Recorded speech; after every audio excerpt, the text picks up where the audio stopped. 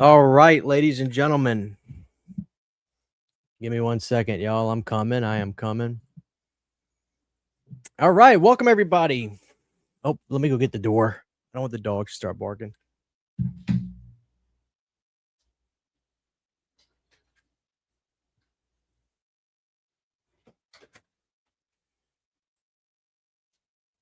All right. Hello, everyone. Hello, hello. Can you guys hear me all right? Check 1, 2. Check 1, 2. Let's see. Make sure our audio is good. Hey, check 1, 2. How we doing, guys? Welcome in. Let's say hello to everybody. We'll hang for a few minutes, then we'll get this show started. This is going to be fun. You guys can hear me loud and clear. Good deal. All right. Welcome in, everybody. Welcome in. All right, let's see who we got. Guys, I'm finishing off the rest of that Amityville wine. There's the Amityville wine. It was like just a red wine, and then there's another wine that the Jaws people put out. It's like some kind of like light or like Moscato type thing that they did. The red wine is okay. Obviously, it's gimmicky. You know, it's just branded as Jaws Amityville, but it's okay. So, cheers to everybody tonight. Busy schedule tonight. We're doing a live. We got a live. Obviously, we're doing this live right now. Tomorrow, I have 2 shows. I'm doing one on Facci Cinema at 8 Central, and then Planet Dirty's after that. So that should be really fun. Busy night tomorrow. Cheers, guys. All right, let's say hello to everybody in. Let's check in with everybody and let's talk. And then we're going to get this show on the road, which I'm very excited to cover. We got Ryan in the house. What's up? We got Mothra in the house. Live 20 minutes from Amityville. Damn. What's going on? Senium 1. Taco Bell and some Voodoo Ranger catching CHH live Friday night, coming in hot. God bless you. Angry Orchard, Naughty Bunch is not too shabby. I'm going to try to find that this weekend. White Rose, what's up? And Turberville 43, what's up? McBrew, how are you? Good to see you, McBrew. Chris, just a heads up, the trailer, Dustin Ferguson's Rebirth of a Living Dead just dropped recently. You may want to take a look at it. I might. I very well might do that. I talked to him. He's very nice, Dustin. He reached out to me to give me some clarification on like what his movie actually like is in terms of license and stuff like that. He's a nice guy, so I'm not going to be mean if I don't think it's good, but I'll definitely watch it. As Facci in the house, what's up, Foch? DVDs 97. Shalom. What's up, Dominic? What's going on? Dylan, how are you? Lanky Kong's Revenge. Quentin, how are you? Greg, what's going on? Hello from New Zealand. Amazing. Hunter, what's up, Hunter? Good to see you, brother. Greetings, Gore Freak. How are you? All right, so it's good to see everybody tonight. You live 20 minutes from Mothman. Steve, what's up? I have not listened to Evanescence in probably 20 years. When they were really, really big, I used to hear them on MTV all the time, or Fuse, whatever the channel was. I used to listen to Evanescence all the time. I saw this comment earlier before the show went live. Are you shilling for Shout Factory since everyone is pretty much aware of all the audio issues on Day of the Dead? Why do you promote that? It is extensive and a lot. Did they send you a free copy? I wish Scream Factory would send me free stuff. I don't know that they send anybody free stuff. I am aware of it now. I was going to do a video about this, but I have no problem saying this. I completely was not aware of the uncut audio. Otherwise, I would have talked about it in my review. Clearly, you didn't watch it since I think I had the lowest rating of the 4K image quality out of anybody. I actually was way stiffer on the 4K image than most people. I actually said I gave it a 7.8, and people were just like, "What?" I thought it looked way better than that. So, I wasn't aware of it. I thought about doing a video about, the Day of the Dead 4K and just kinda talking about the audio issue. A lot of people have done videos on it and done good videos on it, so I don't know how necessary it is for me to just repeat something that at this point everybody knows. But I will say, I am aware now that, yeah, I think apparently, which I have the DVD DivaMax Anchor Bay release of Anchor Bay. If you go to the 2.0 audio on that, it's supposed to have the uncut audio. And so they used another mix of the edited audio as a 2.0 on the Blu-ray. Um, so no, I'm not shilling for Scream Factory. The only company I shill for unabashedly is Unita Candles, which I want to let you guys know. Unita Candles, we have a few candles left in stock right now of our back rooms, and I think we might have a couple that we had put back in stock on the um, Obsession, the One Wish candles. We have a few of those. We have a few of those still in the shop. So, as a matter of fact, let me help you guys out. Anybody interested in getting any homemade melts and candles made by me, everything in my house, please feel free to order right there. Christian, I just watched Primal Fear per your recommendation. It was awesome. 90s was definitely a golden era for courtroom dramas. Dude, yeah, Primal Fear is great, but that's like just stellar performances all the way around in Primal Fear. Just performance after performance after performance. Just so good. Absolutely love Primal Fear. That movie made me a real fan of Norton, because Norton is fantastic in that. Flipster, thank you so much. Don't be jealous of my collection, man. I've been collecting stuff for a very long time. None of this stuff happens overnight. You just kind of buy stuff throughout the years of movies you love and things you're interested in, and then before you know it, you have a ungodly amount of shit.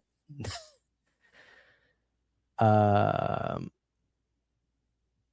oh wow, the new Evanescence album is their best. I'll have to check it out. Steve, what's up? What's up, Mike? Good to see you, Mike. The Texas Chainsaw Massacre is in my backyard. All right, guys. So are we ready to get into tonight's topic? We have over 100 people in here already. Please drop a like on the show. Are you guys ready to get into tonight's topic? Should we just go ahead and get started? But that's the only thing I thought about talking about, Dylan. If I do a video on it, is Day of the Dead should acknowledge it. And they need to acknowledge it in any way they can. Even if they say we're not going to do anything about it, let people know, because some people, still may, if they acknowledge it, then people that have held off on it might go ahead and get it. And if they don't, they could lose out on a ton of sales from people being like, well, I don't want to spend the money and get that release and not know if they're actually going to give because like, for history's sake, I absolutely agree they should do it. I find that stuff very important. I genuinely think if there is something wrong with the disc, if there's something wrong with Day of the Dead, and again, I openly admit I was not aware of this when I reviewed it. I'm sorry. Yes, I love these movies, but it's human error. Sue me. I wasn't aware of it. And it'd be easy to pretend like I was aware of it and maybe say something like, oh, maybe I didn't think it was a big deal. No, I'm telling you, I 1000% was not aware of a few curse words here and there throughout that audio track that got redubbed. Totally unaware of it. With that being said, like I said, I thought about doing a video on this, and maybe I should now, because people may wonder. You got people in the chat now. Maybe that was just a troll. I don't know. But maybe people think I wish I got stuff from Scream Factory. I would absolutely shell out to get Scream Factories. Well, maybe 5 years ago I would. Now I don't know what Scream Factory even puts out. But anyway, my point is I was not aware of the audio, uncut audio. So maybe I'll do a video on that. We'll see. Maybe we'll do a video on that tomorrow and talk about that. But anyway, should they fix it? I'll say this. I unequivocally think they should fix it, because that's history. The audio that was originally done needs to be preserved for future sake. That is absolute history. So I hope that they do. I hope that they do fix that. or at least acknowledge it. And if they acknowledge it and say, fuck you, and they don't want to do anything about it, at least people will now know, and they'll not know, okay, I'm not going to buy it then. I'll stick with the Divamax DVD that Anchor Bay did or whatever, because I'm assuming the Blu-ray from Scream Factory also doesn't have the right audio or the uncut audio. I'm assuming the Blu-ray doesn't. So that's that. If there's anything else anybody wants me to say, I heard you get the swear words on a laser disc with something else and the sound is messed up. That true, anyone? Yeah, I'm even confused. I don't know enough at this point. If anybody has anything else they want to talk about with Day of the Dead, the 4K release, before we get into it,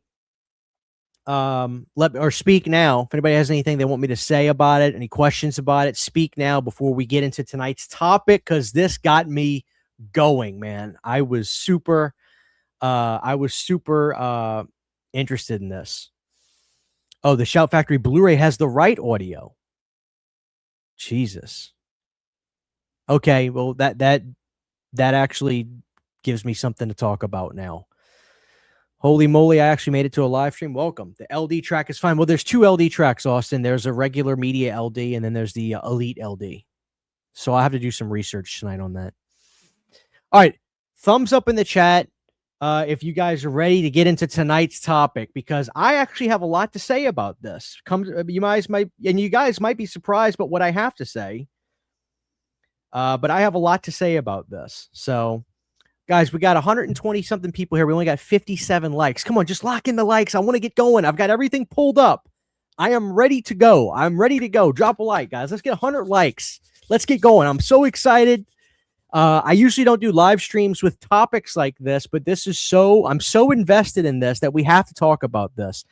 When I posted this on my YouTube community tab, people were like talking so much crap about John Russo. And I said, you know what? I got to do a live stream about this, and we've got to talk about this with my audience, because I really want to know how people feel. So yeah, let's get those likes locked in, guys. I want to get going. Are y'all ready? We're up to 65. At least let's get up to 80. We got 130 people in here. I'm so excited. Come on. Let's go, guys. Come on. I got my Dawn of the Dead tattoo right here in my leg. See it?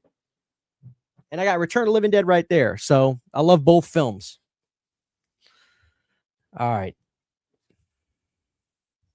Y'all ready? Let me take one more sip of wine. We're going to get right into it. And happy Friday, by the way, everybody. I'm glad to see everybody tonight.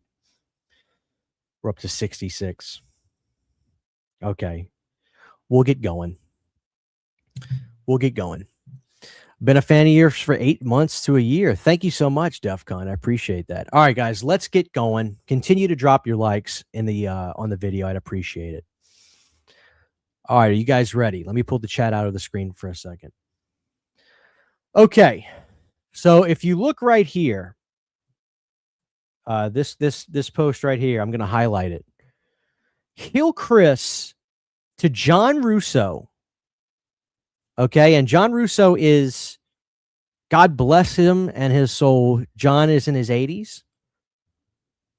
Now, I want to say this. I'm going to read this, and I want to say something that needs to be said, okay? Hill Chris asked John Russo on June 17th, so this is just a couple of days ago. Mr. Russo, why were you not involved in the writing or production of the film Dawn of the Dead with George Romero? John Russo responds, I gave him the right to make that movie, and he gave me the right to make Return of the Living Dead, which in my opinion is a much better movie. Okay, so before we get into this, we have to look at the comments. The comments that were made on this post are what's really interesting to me. All right, let's see what people are saying. Gina says, comparing the two films are like comparing apples and oranges, which I got to say right off the bat, I totally agree with that. That's actually a very fair response.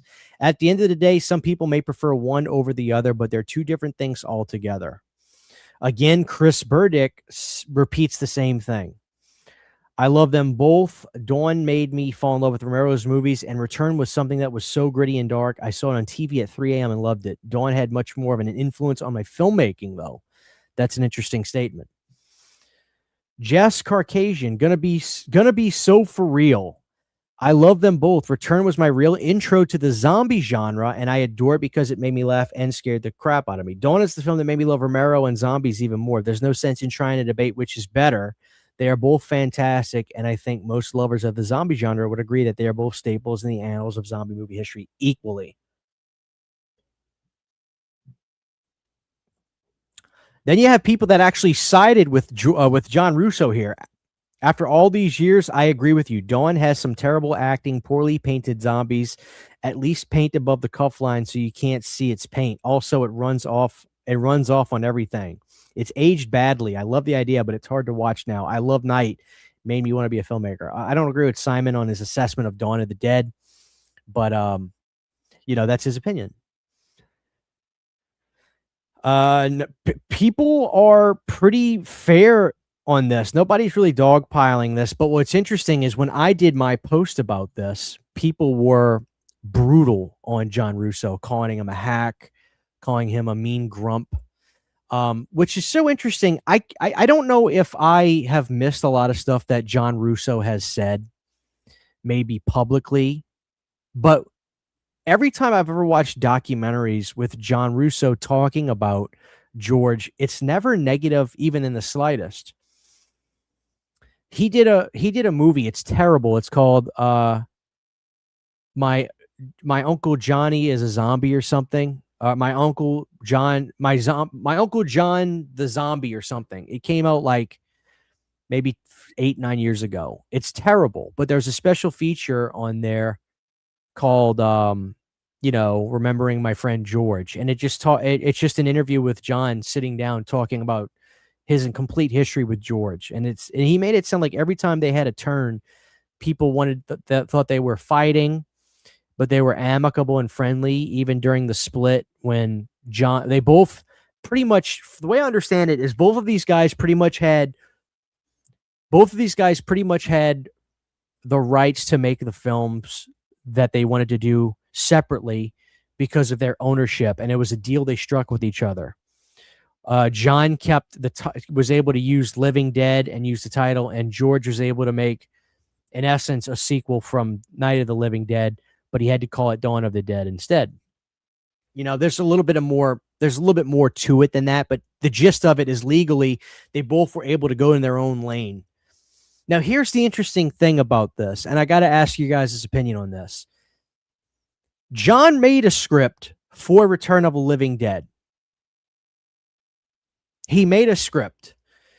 Now, I think at that point, Dan O'Bannon gets involved. Not Dan O'Bannon. Tom Fox gets involved to produce this movie and wants to hire Tobe Hooper.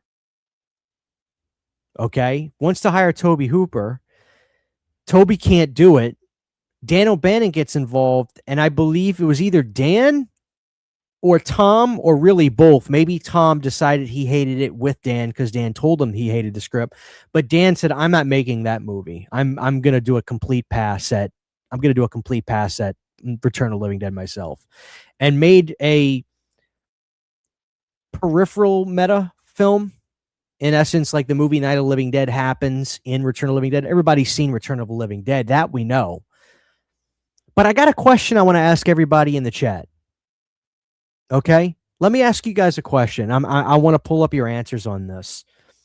What do you make of it that people are calling John bitter? And listen, I'm not here to defend him. I'm just posing a question. What do you make of it, of John claiming that Return of the Living Dead is better than Dawn of the Dead, when Return of the Living Dead as we know it is nothing that what John had in mind? John's script got purchased and everything from the company. They bought his script and everything, and he had the rights to make this movie. But John is claiming a movie that he had zero to do with is better than George's. You would almost think that he would be bitter in the sense that Return is really not his film. Do you get what I'm saying? I'm asking, do you give any kind of credence to that? Do you give any credence to John being big enough to say, I have zero to do with that Return of the Living Dead? I have less than zero besides the title. That's it. But that's not even John's movie. That's the thing that's interesting. John has literally nothing to do with the movie Return of the Living Dead besides the title, essentially. I mean, if you read John's script, which I haven't read it front to back, but I've read excerpts and stuff about it, it is really, it's really not. It's just like it's a dark, slow paced Night of the Living Dead feeling movie. So there's that. And then there's the question of which movie is actually better. I agree with some of the comments that really it's kind of hard to even judge them. One is a horror comedy and one is kind of like an epic adventure action. It's a long ass movie. They're just so different, Let's see what people are saying. That is true. John Russo's made some questionable decisions. Look at that. So here's the thing. I've actually gotten some feedback on that. People that saw my video when I reviewed that release said, Christian, the reason that John did that was the only opportunity he had to actually make some money off of Night of the Living Dead. And I was like, well, what do you mean by that? And he goes, well, by him adding those scenes in that 30th anniversary of Night of the Living Dead, he then technically owns that version or that copyright of that version of that film. So when Anchor Bay put that release out, John actually was able to actually make money from that. That was what I heard, which I guess that's fine. That doesn't mean I have to like it. I think the most criminal thing about that movie, believe it or not, is the soundtrack. It's like this gothic. It's like this weird gothic keyboard soundtrack. Completely does not feel right in the movie. That movie needs that old school classic soundtrack for sure. Now let's see what people are saying. Russo is writing off a back of O'Bannon's adaptation. He even released a novelization claiming ownership of the adaptation. He's a hack. Honestly, Return is the best zombie script since Dawn's plot, characters, originality. Russo's novel is terrible. My dad hates zombie movies, but I finally got him to watch Return of, and he said, wow, I like that a lot more than I thought I would. Now we quote it all the time together.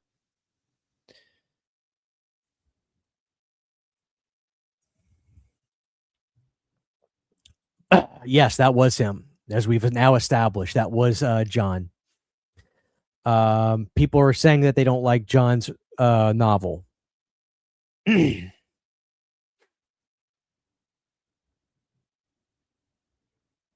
I like Return well enough, but I think Dawn is stronger. It's like comparing Shaun of the Dead to Dawn of the Dead. See, I got to push back on that a little bit, Ronnie. Here's the thing. Shaun of the Dead is nowhere on the level of Return of the Living Dead at all. I guess you could argue they're both horror comedies, so it's fair to compare them. But maybe what you're trying to say is it's the same as comparing a horror comedy to a zombie epic.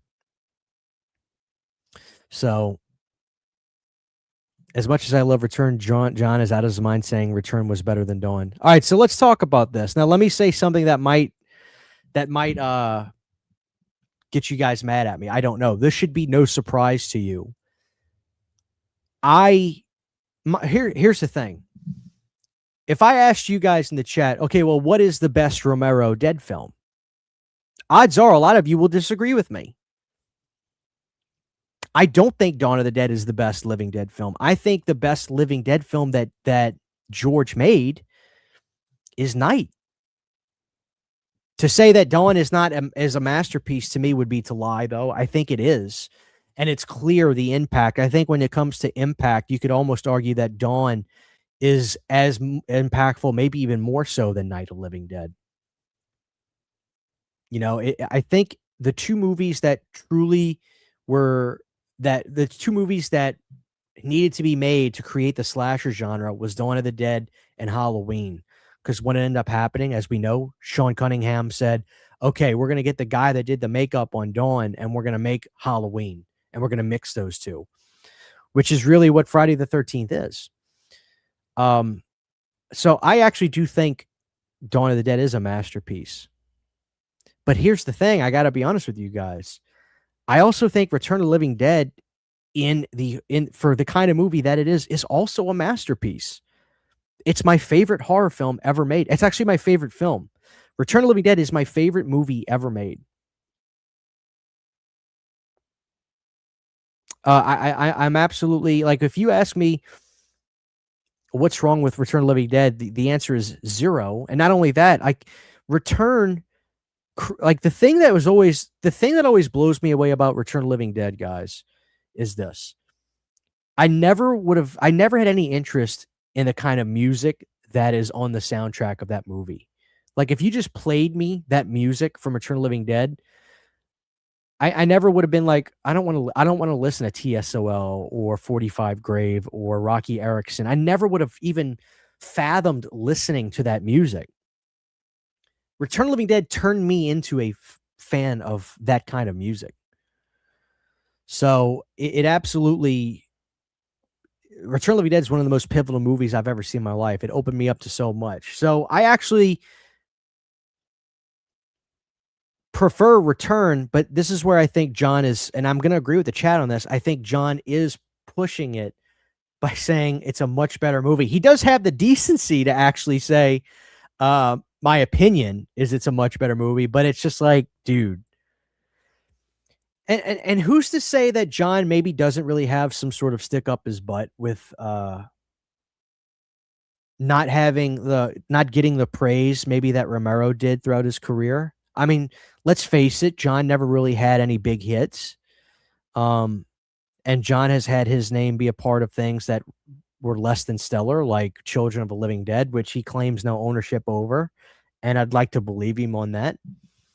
Um, but I really think this is a sense of which one do you kind of prefer at the end of the day? I mean,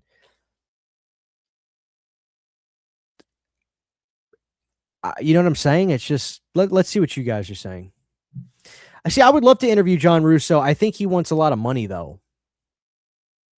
Or I say a lot of money, that's not fair. I think he wouldn't do it for free. Even if I said, "Listen, man, I'm a big fan of Midnight and some of the movies you've done. I'd actually really like to talk to you."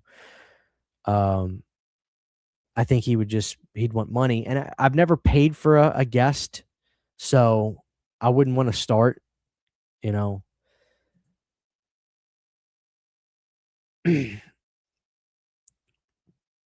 I genuinely do think Return of the Living Dead is a masterpiece, in my opinion. That doesn't mean that you have to agree with me. So, yeah, absolutely. I genuinely think Return of the Living Dead is a masterpiece. If you ask me what could be improved about it, I don't think there's anything. I really don't. Everything about it, from the editing to the acting to the soundtrack, it's you take one you if you take one element away from that movie and changed it, it wouldn't work. The fact that O'Bannon beautifully put together this puzzle piece, yeah, I absolutely think that Return of the Living Dead is a masterpiece. I grew up associating zombies with eating brains, and that was before I even saw a zombie movie. As it turns out, Return of the Living Dead is where it started. I heard that about that Return of the Living Dead is really the movie that started the brains thing. I wonder how true that is. Is that really true that Return of the Living Dead started the brains thing? The one that holds a special place in my heart is Night of the Living Dead. Caught it on a late night TV back in '98 when I was 12. As for my favorite, it would be Day of the Dead. I loved Repo Man that same year, both punk driven. Repo Man is good. I think I have that from Criterion Collection. Saying Savini made a better movie than Romero is crazy to me. What do you mean? Like, saying that the Night of the Living Dead remake is better than the original? Because a lot of people like Night of the Living Dead 90. I think it's really the difference is, actually, I shouldn't even say that, because honestly, I feel like both Night of Living Dead 68 and Night of Living Dead 90 are the definition of cozy horror films. Both of them are very, very cozy. Like, those are the ones you wanna curl up on the couch with a big blanket and watch. So they both kinda have that They both kinda have that, element to it. I think Night 90 is obviously at this point very vintage, and people, love it for being just a cozy 80s style horror movie, even though it's 1990.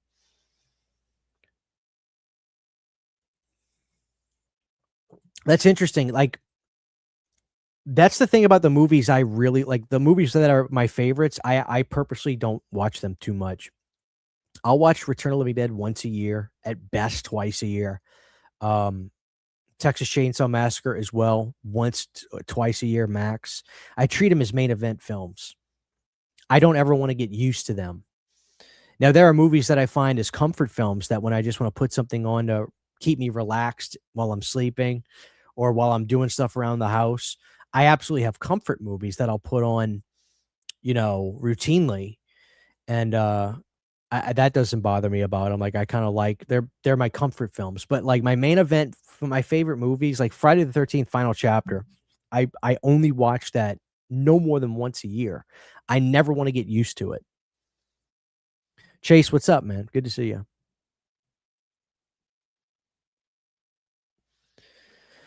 Russo simply cannot claim ownership over Dan's adaptation. It's ridiculous. You're right. I mean, there's no arguing that. If he made a novel based on Dan's book, based on Dan's script, then he can claim that the penmanship of the book based off of Dan's is his, but it's based off of a screenplay. It's based off of a work that already exists. Absolutely. Shades is saying Return over Dawn. Dawn for the win. No, part 2 is not a masterpiece. It's very, very cozy though, and I love it. That's a movie I'll watch. Return of the Living Dead 2 is a movie I'll put on all the time when I'm cleaning the house just because I love the soundtrack so much, and it's like a uplifting feeling movie.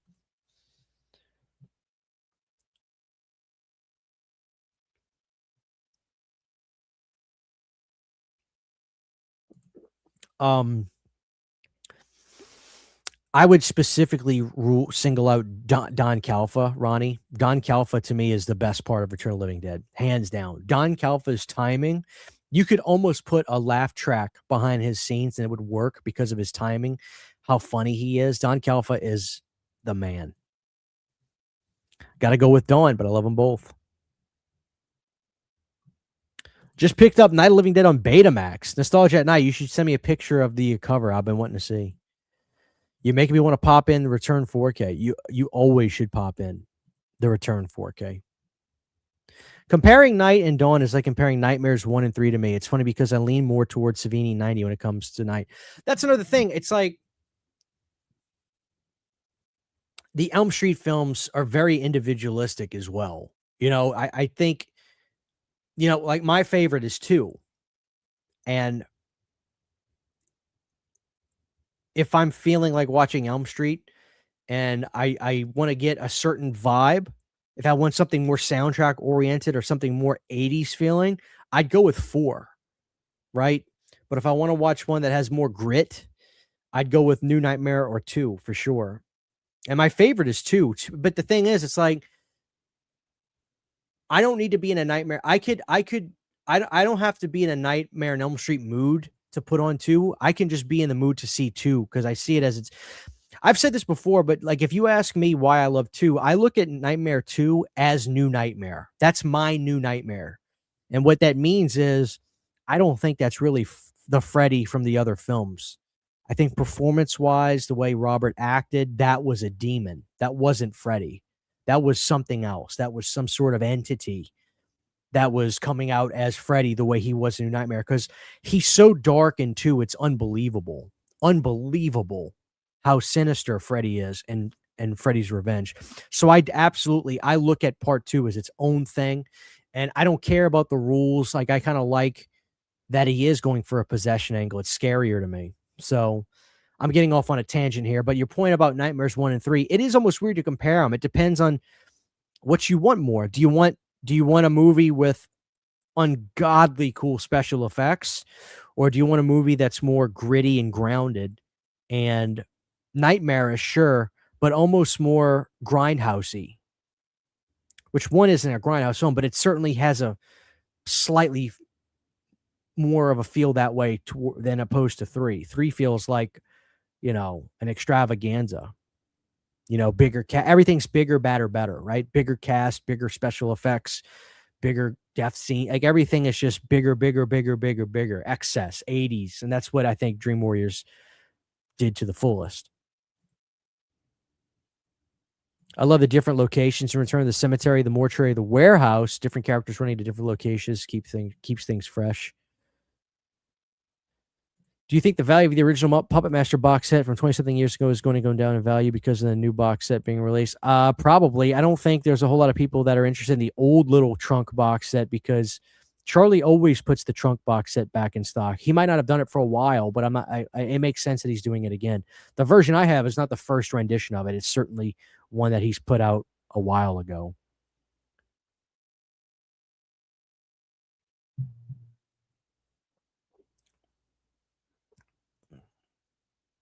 I agree, Donovan. I absolutely agree. Wow, Bloodwire Radio, guys. Do y'all agree with him? Savini's Night of the Living Dead is 100% better than the OG. I think I would have agreed with that 10 years ago. I have never had a film grow on me to the point to where I almost want to defend it like Night 68. Like defend it like that one. I truly want to actually defend that movie. I saw Return when I was 5, scared the hell out of me.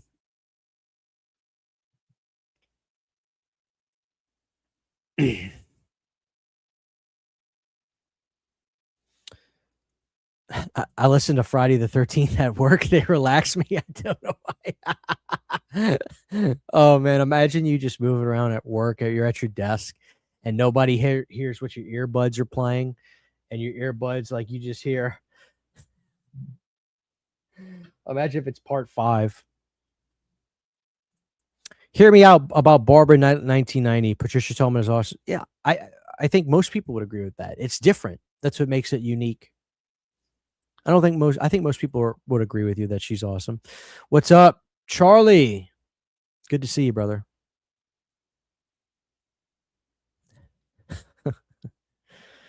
Yo, CHH, where's the 4K of Freddy versus Jason? I'm excited. Arrow's doing versions of a US version of the Frighteners.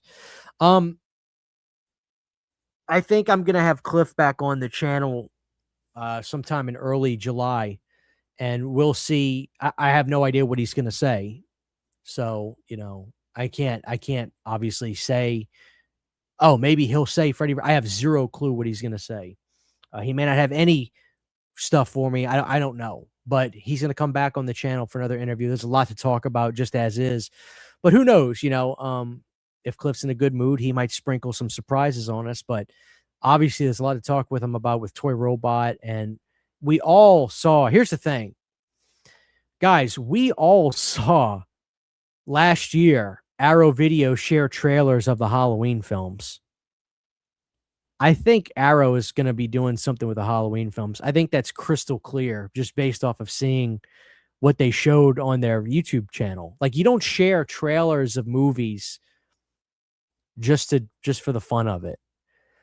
The question is, will Arrow actually do something big like get the Rob Zombie films on 4K? Maybe they won't, maybe Lionsgate won't be the first ones to do it. Oh, maybe overseas something will happen. I don't know. But I think we're all wondering, what will Arrow do? Now, maybe a lot of people are like, I'm done with buying Halloween films. It's not like I can argue with that. But it is interesting to wonder, what are they going to do with the Halloween films? What will Arrow do? How many of the films will they have?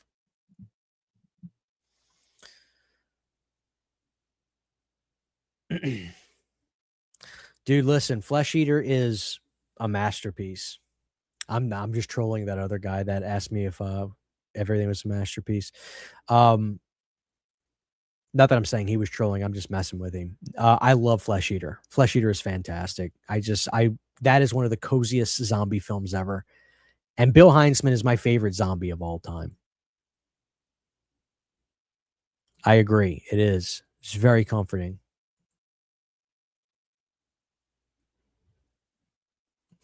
I love that scene too. I love that scene.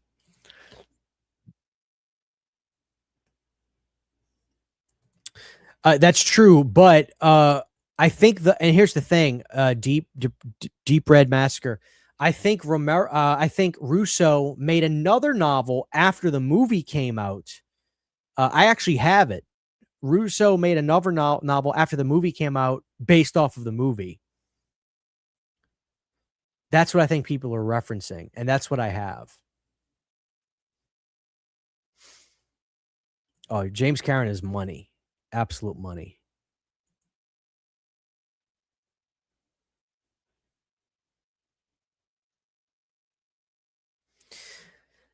Here's the thing about New Nightmare. Clark says, "Man, I just can't get into New Nightmare. I just don't think it's that good." Heather's looking her best though. You're absolutely right. Heather is beautiful in New Nightmare. She's just lovely. Everything about Heather Langenkamp in New Nightmare. She's just sexy. She's foxy. She's pretty. Like, and she's great. Here's another thing. I think acting wise, Heather was great in New Nightmare. Not even just like I thought she was okay in the original. She was okay in 3, but in New Nightmare, she carries that film to perfection. My problem with New Nightmare is it's the first half is just sluggish. But once you get to a certain point, it ramps up and it's badass. And I've come to just like deal with that. But I think the first half of New Nightmare is a little sluggish. So yes, we have 167 people here. We almost got 100 likes, guys. We can do it. We can do it. Please, please, please. Okay, with a $4.99. God bless you. Let me give you a clip. George P. Wilbur is well, actually no, Dick Warlock's my favorite Myers, but it's Sweet George Wilbur, Jizz P. what I say. Romero, thank you for the $4.99. Romero cast Jones for his talent, not his race, but Night became an unintentional reflection of 1968 America. Profound impact. Happy Juneteenth. You're absolutely right. I think a lot of people may assume it might have been stunt casting at that time, but watch the film and tell me you would replace him for anything. So I totally agree. Just cast who's right for the role, who's great for the role. And subsequently, I think Tony Todd was the same exact case. He championed for that role. He lobbied for that role, and he says, "Give me a shot." And I don't think a lot of people knew who Tony Todd was in 1990. You got to remember, it's easy to look back on it now and say, "Oh, Candyman's in Night of the Living Dead 90," but he wasn't Candyman yet. He was the right guy for the role. You could argue, well, it's the remake, so they probably were going to hire an African American anyway. But Tony deserved it, and Tony was the right guy for it. Thank you so much, Bulkhead.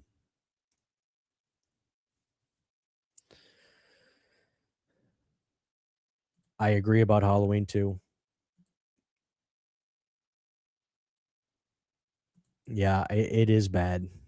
I've had I don't know if you want to say pleasure or displeasure of watching that.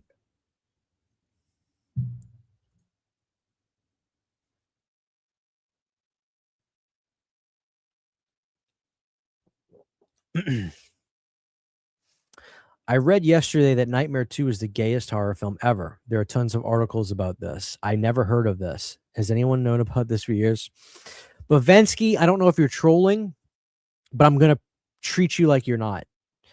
And if you're not, even if you are trolling, I don't care. Yes, Nightmare on Elm Street 2 is blatantly gay.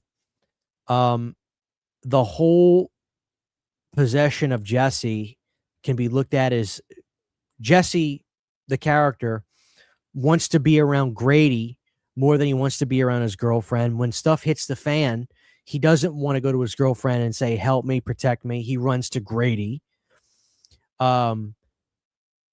There's clear sexual tension. There is clear as day. There is absolutely sexual tension between Grady and Jesse. You can see it from the moment they're together on screen.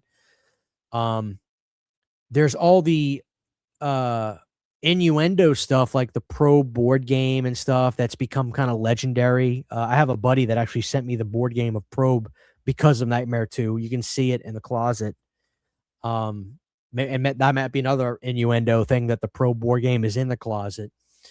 And the whole possession of Jesse, even Robert himself interprets it as the taunt of Jesse not wanting to open up to himself about being gay, that Freddy is taunting him the entire time about his sexuality, and he knows.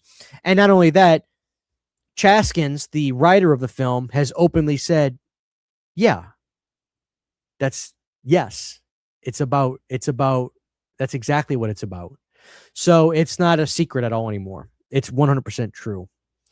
And it's also it's the scariest Elm Street film of ever. There's no Elm Street film that touches A Nightmare 2 in terms of scare. So that's the thing. It's like when I first watched Nightmare 2, when I saw Freddy at the pool party, I thought it was effing incredible. It wasn't until years later I got online that people were telling me, I would see people not tell me, but I'd see people say, "Oh, the movie's great, but the pool scene is ridiculous." I was like, "Man, I thought the pool scene was fucking incredible." Maybe it's just my taste. I don't know, but you share an opinion. I think a lot of people share. I always thought the pool scene was absolutely like incredible. I loved it, especially when he's like making those crazy eyes at all the kids with the flames in front of him. Shit, you know.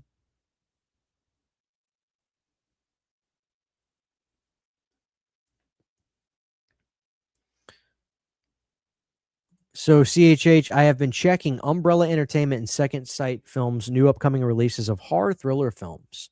Dead Man's Shoes by Second Sight, New French Extremity Collection, Volume 3. Very, very nice. Second Sight's always great, man. And so is Umbrella.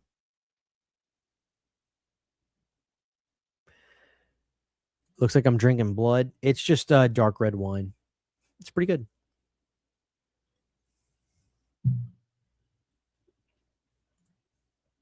I used to work at Sam Goody Music, and that's where I got it. Retail for $100 back then.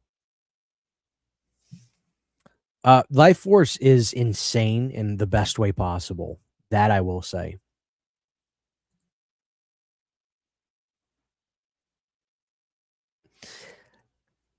I feel like that's the only reason I'm going to say that I feel like there's some truth to that, Logan, is I used to absolutely be that way 10, 15 years ago. Like, you would not catch me watching anything in black and white. Nothing. And I still don't exactly go to my way to do it. But eventually, when Night of the Living Dead is revered that much, I'm like, I'm just going to sit. I'd see bits and pieces of it all the time. Eventually, I was like, okay, I'm going to watch the damn thing. I'm going to watch it. You know?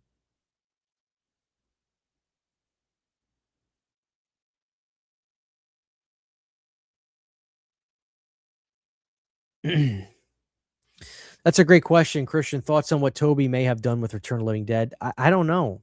I think he probably would have made a film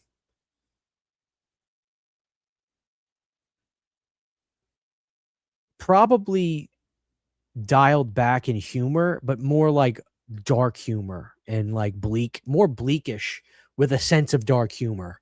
Kind of like Texas Chainsaw 2. But the irony is Texas Chainsaw 2 kind of has the same shade of gray as Return of the Living Dead Part 2. So maybe they would have been fairly similar. It's possible. I mean, honestly, I think ROTLD and Texas Chainsaw 2 are both kind of the same shade of gray in their own way. But like they're both, I'd say 70-30 horror to comedy. They're both like pretty similar in that aspect. So they might have been the same vibe, albeit just different films.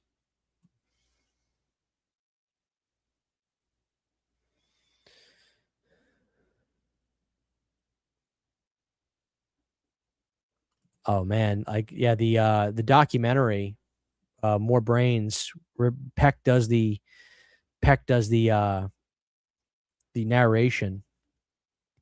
And I just wonder if nobody knew at that time. I mean, when I first watched Return of the Living Dead, More Brains, I didn't know.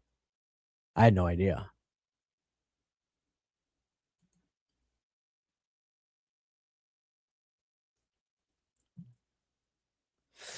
And that's a fair way to look at it. It feels wrong to compare the makeup since Return was 9 years ahead of Dawn. I think it's fair to compare Return with Day. I think that's fair to say. Thoughts on City of the Living Dead? I hated the ending, but it had good atmosphere and music and that girl puking. I think the City of the Living Dead is one of the gnarliest Italian horror films ever made, which tomorrow night on Planet Dirty, we will be discussing Brandon's top 10 Italian horror movie list. And I'll be honest with you, if this isn't in the top 5, he's got serious issues. Like, I don't trust him for a second. Absolutely incredible horror film. Like, that's another thing. It's like, why don't we let's do this. Let's do this, okay? Chat, let's do this. I think somebody said something that made total sense. It makes more sense to compare Return and Day. I also think it makes way more sense to compare Dawn and Zombie.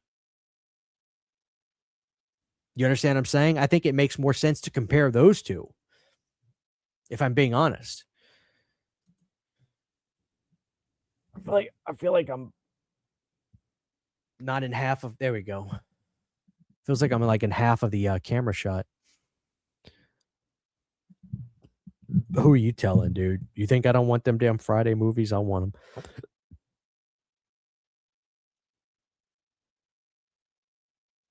Wrong Turn. I think they're fine for what they are. Absolutely. I'm a big fan of Part 2. I think it's one of the best sleazy straight to video slasher sequels ever. I love it. I'm a huge Henry Rollins fan, by the way.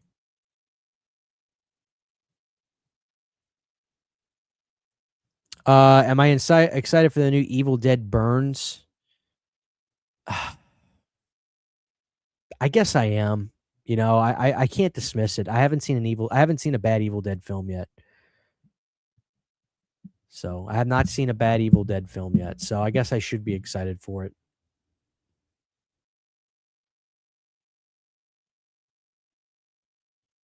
Let's scroll down. I'm way behind in the comments. Let me see what you guys are saying about let's see what you guys are saying about Night of the Living Dead and Zombie.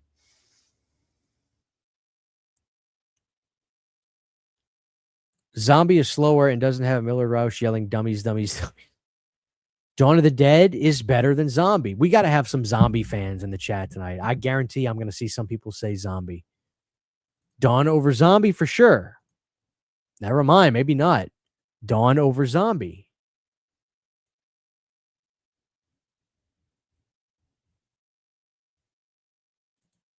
Gates of Hell trilogy is this interviewing. What do you guys think? We got to get some more votes in here. Come on, where are you guys at? Zombie or Dawn of the Dead? Between those two, which one is better? Like, which one do you prefer, Zombie or Dawn of the Dead? Did I miss the comments? Let's go. I got to see this. Hella. I mean, let's see. Huge Fulci fan, but Dawn is superior. Wow.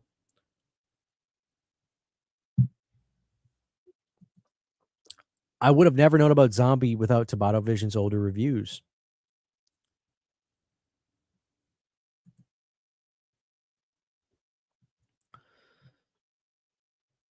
We got this one. This is the only Zombie I see so far. Dude, listen, I love that episode. I love that episode. Got love for zombie. We're getting some zombie love. There you go. Zombie Holocaust. That's got what's his face from Elm Street in it, right? Saxon. I totally agree about this.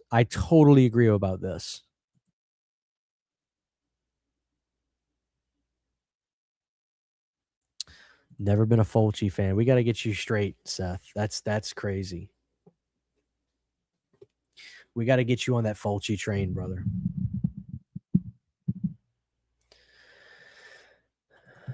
Zombie versus Shark and Splinter in the or Splinter. Zombie versus Shark for sure between those two.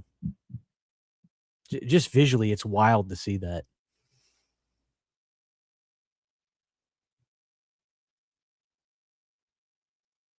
That's true. That is absolutely true.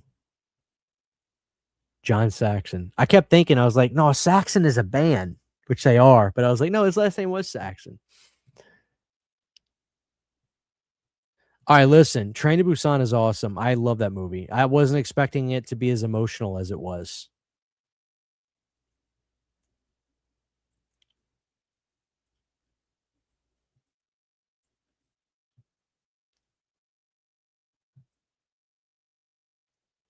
My parents growing up had the Wizard Big Box for Zombie, and the artwork scared the crap out of me.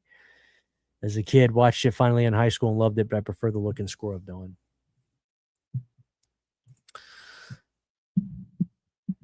Night is Black Sabbath. Dawn is Maiden. Day is Metallica.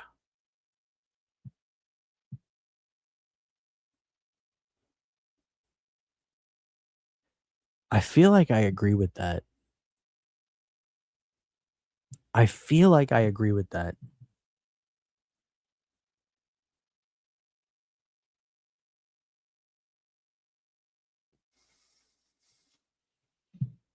Yeah, I think I agree with that. John Saxon is great in Tenebrae. Dude, the sadness is fuck. People aren't ready for movies like that. The sadness had one of the most disturbing eye scenes ever. Like that movie had a fucked up eye scene.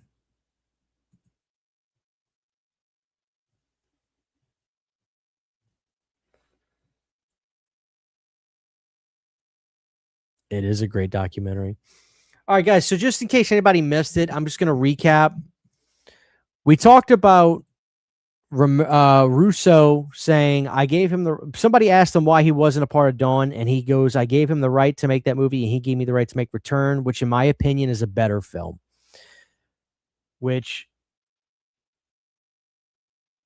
A much better film, excuse me. Which I have to say, even though I prefer Return to Living Dead, that is an absolute stretch to say much better film.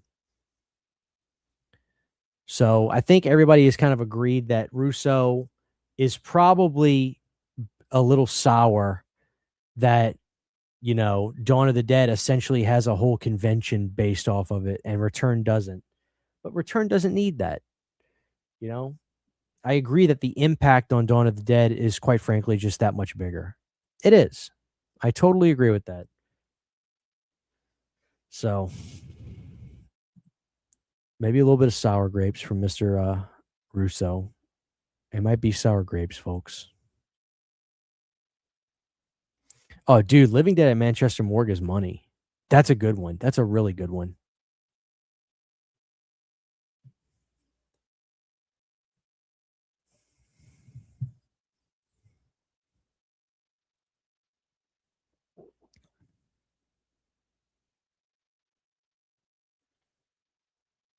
Oh, dude, yeah.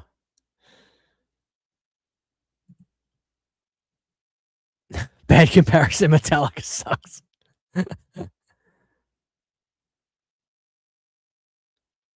Okay, so hold on. Russo was signing at Living Dead weekend, but he was not promoted as being there. What? Okay, so what's going on with him? Like, what can you tell me that I don't know, dude? Are you at your computer? You want to hop on and talk about what Russo was doing at this convention? What is going on with Russo? I mean, this guy's in his 80s. I'd hate for him to be bitter at this age. I mean, did I say Vince Russo? He's a part of history forever with Night of Living Dead and Return of Living Dead, whether he wrote the movie or not. It's like he was. I just don't understand.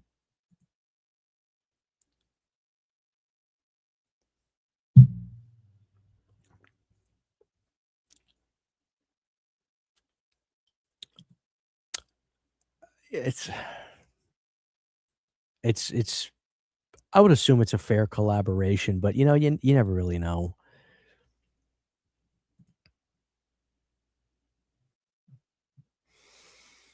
He was at Living Dead Weekend 2025 and was promoted as being there. So are you serious? Was he not being was Russo not promoted as being there this year?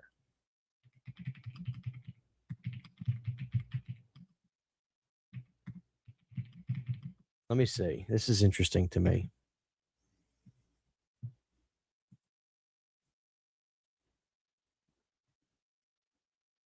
All right, let's see on the page if it still shows who was all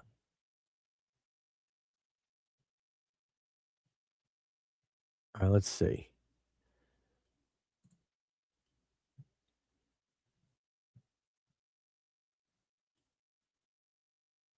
Oh, they took it off the page. I can't see. I can't see it anymore.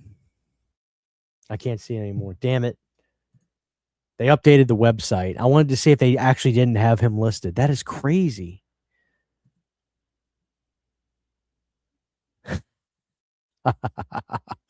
Do you think he still has copies of that thing?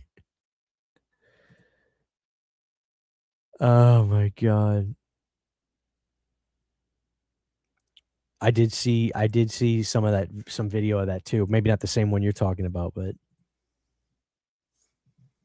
Dawn came at a time when there weren't much zombie films, while Return debuted in the 80s, where there was a shitload of zombie films and knockoffs. Dawn coming in early helped establish that. Oh, you're absolutely right. The impact that Dawn has is unmatched. Unmatched. I totally agree there. 100% unmatched. He 100% was not promoted because I needed his ass on my night poster. I only have him on a Dead 90 promo shirt he signed when I didn't want it signed. So hold on. Did you buy? You bought a. I'm assuming you bought like a Night 90 promo shirt from him that he had, and he just signed it. Like you wanted to just buy it and wear it, and he signed it.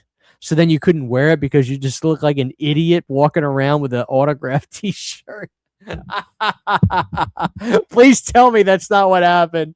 Please, please tell me that's not what happened. Like you were like, oh shit, dude, this is a promo Night 90 T-shirt. I would okay from 2010. Like yeah, that would be 20. That'd be a 20-year-old T-shirt.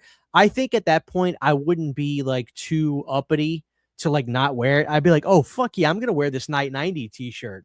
I'm gonna wear it. I'm gonna wear the Night 90 T-shirt, and then and and then you buy it and he just signed. I bet you he signed it big too. So you just look you look ridiculous. What a big imagine you ever see somebody just walking around with like a T-shirt and it's got a big ass autograph on it. Who would wear that? Like who would want to actually wear that?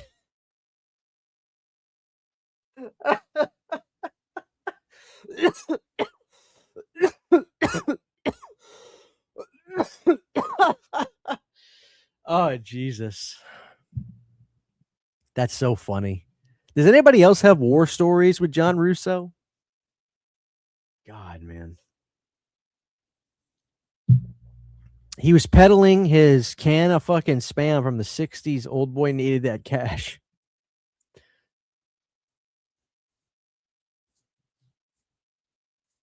All right, so here's something of interest I can tell you guys about Russo, and thank you so much for the $1.99 bulkhead. God bless you.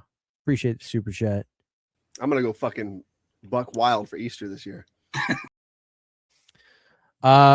Is 28 Days Later the most influential modern zombie film? No. Well, here's what I'll say. What's the most modern influential zombie anything? It's 1 billion trillion gazillion % The Walking Dead. Without question, The Walking Dead is the most influential zombie anything in the last, I'd say, 20 years. It's The Walking Dead. It's not even close. The Walking Dead, let me put it to you like this, Bulkhead. Let me put it to you like this. The Walking Dead was so big in the early 2010s, and I mean The Walking Dead was so big in the early 2010s. I'll never forget when I was getting my teeth cleaned at the dentist office, I went to the dentist office, and the hygienist sits me down,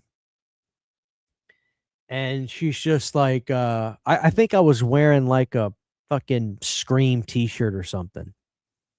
And she's like, "Oh, you're a horror movie fan?" And I was like, "Yeah, I like horror films." And she goes, "Do you watch The Walking Dead?" And I was like, "I've seen a few episodes." Because here's the thing: at that time, it was so big. You gotta understand something. Like in 2012, I was 20. 2019, 20. I turned eight. I was 18 in 2010. So yeah, I must have been 20. So let's say this. I think this is about 2012, maybe 11, but it was probably 12. But my point is this: I sit down at the dentist's office, and the hygienist just sees my Ghostface shirt. She asked me if I watched Walking Dead. All I said was, I've seen a few episodes. That was good enough for her, this hygienist who doesn't know me from Adam, to spend the entire time cleaning my teeth talking about the last like 5 or 6 episodes, which I hadn't seen a lick of. And she did not stop the entire time. Even when the dentist came in to like do like a final look at me. You go to the dentist, the hygienist, she cleans your teeth, she gets you all set up. Then the dentist comes in, looks you over, and he's like, "Everything good, blah blah blah. Let's do this next time or whatever." She still talks about the damn Walking Dead while the dentist is trying to ask me questions. She's like, "You won't believe." Then you won't believe what Negan said or whatever. Maybe not Negan because that might have been a character him. But my point is, Rick, whatever. She did not shut up. That's how big Walking Dead was, that my hygienist, just because I wore a horror movie shirt that had nothing to do with Walking Dead, that was enough. Yeah, I should have asked for the gas. But my point is this. That's how big it was. And honestly, we talk about stuff today like Obsession and how big it is and everybody's talking about it. Even that today, I don't think compares to the pandemonium that was Walking Dead, where we were all connected as a society watching that on television. Everybody at a certain time on a certain night watched that TV show. How many millions of people were watching it a week? What, 12, 15, 20 million people? I don't even know. But it was million. Like AMC was at the height, probably the highest ratings they ever had during that time. So, and then I remember the show was so big. Here's the funny thing you guys might find silly. They had a talk show called Talking Dead, where they would literally just have like Nicotero sitting on a couch, and like they'd have the actors from that episode that week or whatever come in, and they'd recap the episode and just talk. Well, I used to watch Talking Dead just because they'd have like random guests on there like Marilyn Manson. And I watch Talking Dead. The sad thing is I try to find Talking Dead like on streaming. Maybe they just have those episodes because I enjoyed just watching them talk about, like, just chill and talk. It was like a TV talk show. I can't find it. I think Talking Dead lived and died with the premieres on television. Does anybody out there remember Talking Dead? Does anybody out there remember Talking Dead? I watched that. I didn't even watch the show, but I enjoyed seeing Nick because I knew who he was at that point. I was like, oh, that's the guy that worked on Halloween 5 and he was in Day of the Dead. I remember that guy. Like, I remember seeing him, but I can't find it. I wish they would put out a box set of Talking Dead. I would watch that shit religiously. So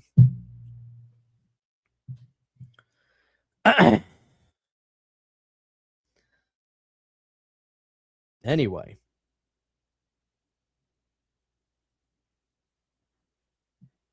I watched Talking Dead for years. Chris Hardwick hosted. Okay, yeah, maybe, I'm sure there was a host, but I just remember Nicotero be on there a lot. I'm guessing Nicotero because he was like, was he a producer on the show? Did he just do the makeup? I know Nicotero was very involved in that. So Chris Hardwick's situation. Oh God, what did he do? Chris Hardwick scandal in June 2018. Television host and producer, podcaster Chris Hardwick faced severe backlash after his girlfriend published an essay without naming him. She detailed a 3-year relationship involving emotional and SA and career blacklisting. Hardwick vehemently denied the allegations. and was temporarily suspended from his hosting duties on AMC. Hardwick released a statement denying the claims, noting that his relationship with Dijkstra ended after she cheated on him, and that text messages. Oh wow, Hardwick's response. He released a statement denying the claims, noting that his relationship ended after she cheated on him, and that text messages from that period ended up showing her actively trying to reconcile with him. His wife, now Lydia Hurst, publicly defends his character and compassion. So, what do you guys think about that? Oh, he returned to hosting duties for The Wall. That's the thing, man. Like, if there's allegations and stuff going on, people start sharing receipts. That's the thing about everything now. Nothing is untraceable in today's world. You can see everything.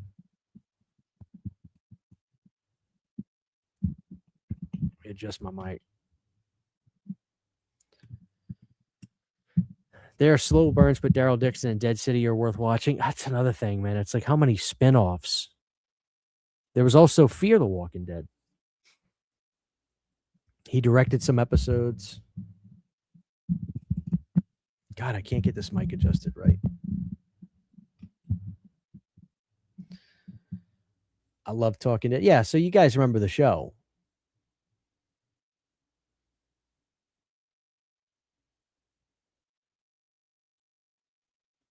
That's the other thing. It's like the burnout must have been real on Walking Dead, man. It must have been real. Yeah, that's another thing. Do you guys remember there was supposed to be a Marilyn Manson episode of Creepshow?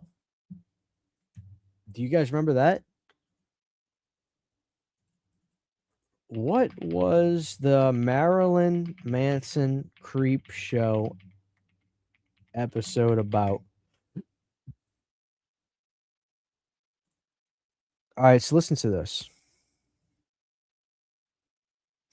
He was originally cast so Manson went through his own shit. I'm sure you guys remember that.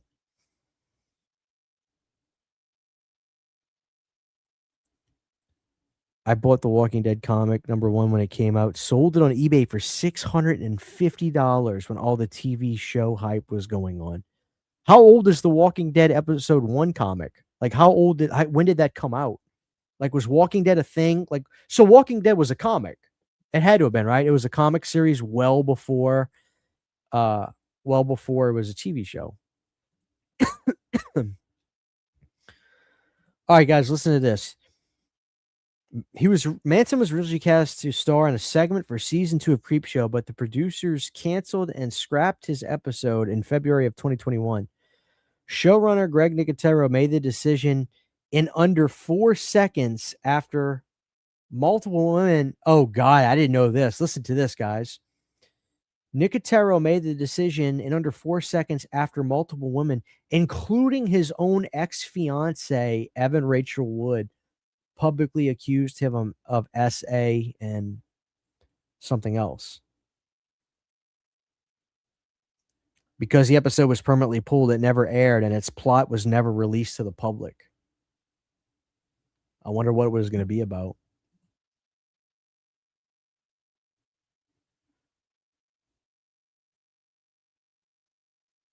Walking Dead was a comic book and started in the early 2000s. Very interesting.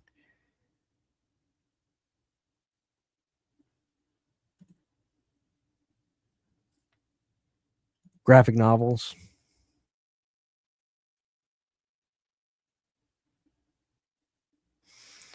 So here's the thing about The Walking Dead. I bought the box set when it came out a couple years ago, and I started watching it. I'm in like season 9 or 10, somewhere around there. I forgot. It's been a while since I picked it back up.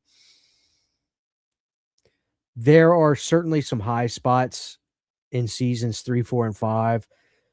6 and 7 were a little slow for me. I thought 8 and 9 are okay, but some point at 9, I was like, I'm going to take a break.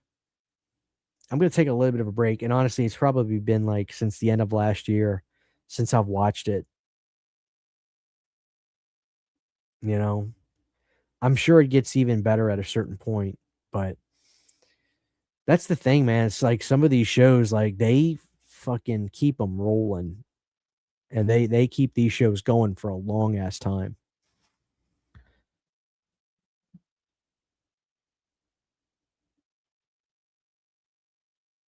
Oh man, are you talking about that show on Shutter?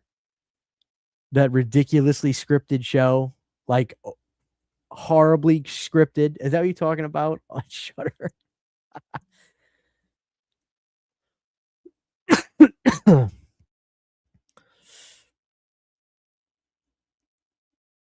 I love this. The comic is better. No one is. The comic is better. No one is safe. Oh man, that's right. Long live physical media. No, I have not. When it comes to X Files, I am somewhere in season 5. I think. I again, it's just I'm sure there's some nothing's bad, but it's like you watch a couple episodes, you skip a day, and then you don't go back to it for a while. So,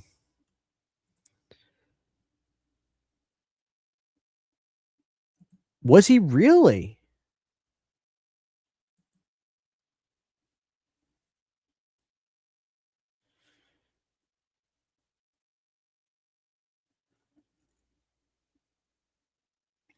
I watched Gus. Are we talking about the same thing though? Like it's a game show where they played like they had like a tightrope walk that they did with like this like animatronic like dragon thing walking around on the floor. Like, are we talking about the same thing? Like it was so silly. They had to find a bunch of monster statues in the woods. Please tell me I'm talking about the same thing. We are talking about the same thing, right? Listen, that episode is God tier. God tier. All right, so I am somewhere in again. I have. Let me tell you guys something. I actually want to ask you guys a question. What is the best show between the shows I'm going to say to you guys? Like, which one should I actually finish? Because I am actually in the mood to start picking back up. Which ones are actually the best? I'm going to ask you guys. Let me name the shows. Let me name the shows that I've watched or at least started. Walking Dead, X Files, Supernatural, Buffy, and Dexter. All 5 of those shows, I have watched a number of them, a number of segments, like a number of seasons on them. Buffy, not as much. But of all those shows, which one should I finish? Should I just try to finish?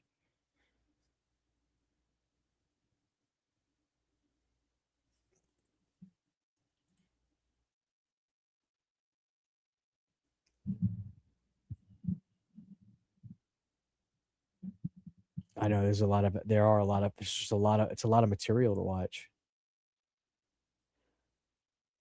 I kind of heard some of the reviews people were saying on, on Disclosure Day, and it wasn't good, so I'm just passing. Let's see. Supernatural, X Files, The Best is Buffy, X Files, X Files,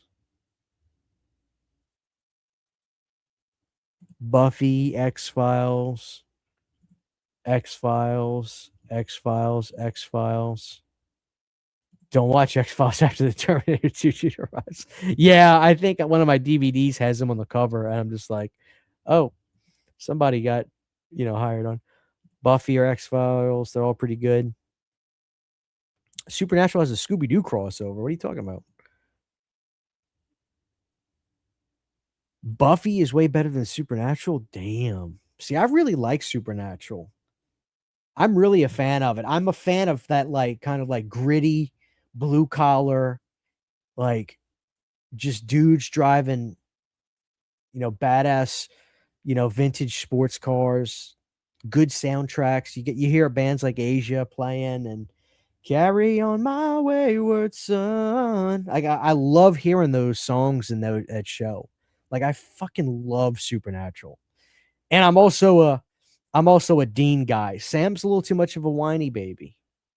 He's a little too much of a sissy Mary. Like I really like Dean. You know. Since the first episode, I was like, I already picked. I said, "Oh, I'm Team Dean." Now, when it comes to Padalecki, I'm a fan of him, though. I like Padalecki. But I really like Dean. Dean is like the real deal. He's just he's a man's man, just a badass. Fucking love Supernatural. I do. I love that show. Dexter, X-Files, then Walking Dead. Buffy. I got a lot of love for Buffy in the chat. Buffy is the best. Buffy, quit Dexter after season 4. You know, you're not the first person to tell me that either. I'd go with Buffy. Look at God, there's a lot of Buffy love. Drop them all, watch Who's the Boss. X-Files, then Buffy. Finish X-Files and watch Millennium. But see, a lot of people are telling me to stop at a certain point with X-Files. Same way they told me to stop with Walking Dead. Like, Christian, you need to stop Walking Dead at a certain point. Disclosure. Okay.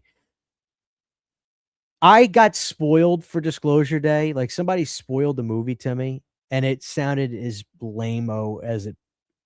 I won't say it out loud. Don't worry. I'm not going to spoil it. But I heard it was lame-o. If that was really how the movie was.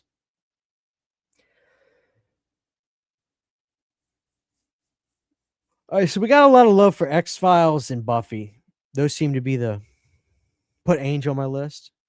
Yeah, you're right. Supernatural didn't know when to hang it up. A lot of shows don't, though. See, look at this. It's 2 comments in a row. I love Supernatural, but it falls hard after 5. I quit Dexter after 5. So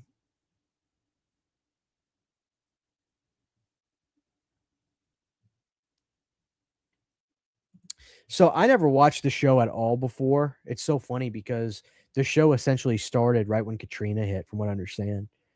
And so I could have been watching that show. I could have been. My adolescent youth kind of started with Supernatural, and it ended just a couple years ago, which is crazy to think that if you took a picture of me when that show started and took a picture of me when that show ended, I'd look wildly different. That's just so crazy to think about. Matter of fact, let me see something. Guys, y'all know I've got multiple box sets of Supernatural, right? Y'all want to see them? Y'all want me to pull out some physical media and show you guys? I've got multiple Supernatural box sets.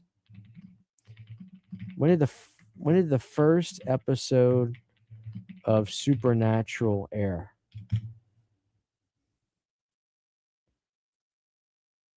Oh my God.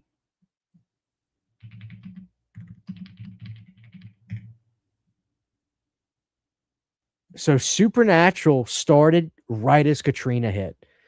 Supernatural started like for 2 weeks after Katrina hit. That is crazy to think about. That is fucking crazy to think about. Y'all want to see some physical media? All right, let me go grab some box sets. Give me 1 second, guys.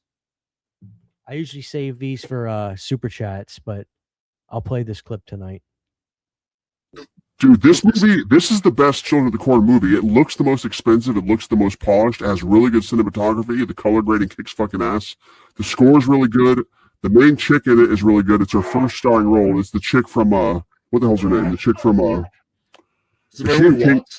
Naomi Watts. She's the starring chick. And there's also Karen Black in it. There's all like the locusts and shit and the kids climbing up from the well. Like, it's a fucking sweet movie. Oh, I made it back just in time.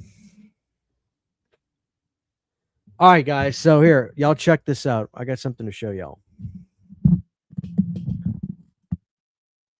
This mic. I got to adjust this thing. All right. So here is the American. This is the American Blu-ray collection that came out right after the show ended. This is the Supernatural box set. Let me turn autofocus on my camera so it's not just going to be. All right, here's autofocus. Let's see if it'll focus. Can you guys see that? Is that focusing? Supernatural, the complete series. I got this box set on Amazon. It was probably one something. Now, this set is at Walmart right now, the DVD version of it. All right, so let me show you how this is packaged. It's actually not bad. You have to lift the top off. Good. Don't sell your physical media. I want you to, we're going to talk about that. I want you to own your movies. This is actually really clean. Look at that. Look how clean that is. This is actually a clean set.